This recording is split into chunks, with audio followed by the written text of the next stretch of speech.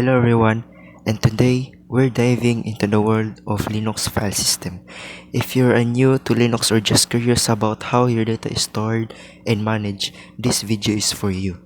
In just 3 minutes, I'll explain 7 popular Linux file system, their key features, pros, cons, and when to use them. A file system is how your operating system organizes and stores data on your storage devices. Think of it, it has the rules of how files are written, read, and managed on your hard drive or SSD. Starting with ext4, your default Linux file system, it's like the Toyota Camry of file system. Boring, reliable, and gets the job done. ext4 files has been battle tested for over a decade. The downside, it's basic. No Snapchat, no compression, no fancy features, but honestly, for most people, that's perfectly fine.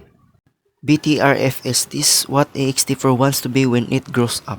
BTRFS gives you snapshot so you can roll back changes. Built-in compression to save in space, can even fix corrupted files automatically. It's like having a smart assistant for your storage. The catch, it's still a bit temperamental. RED 5 and 6 are buggy and it can be unpredictable under heavy loads. XFS is the speed demon if you're working with massive file, think 4K video editing or running databases. XFS will blow ext4 out of the water. It scales insanely well and handle hi-ho like a champ, but here's the kicker. Once you create an XFS partition, you can never shrink it, only grow it. Also, it terribles with lots of tiny files. ZFS, the perfectionist file system. ZFS does everything: snapshots, compression, duplication, built-in RAD, and it even checks your data integrity constantly. It's like having a paranoid librarian organizing your files.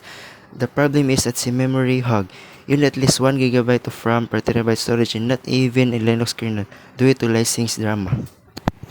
F2FS made especially for SSDs and flash storage, while other file systems treat SSD like hard drives.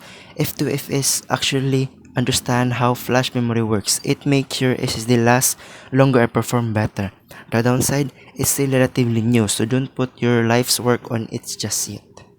NTFS Windows file system that Linux can use through a third-party driver. Great if you dual boot or share drives with Windows machines, but using it on Linux is like wearing a suit to the beach.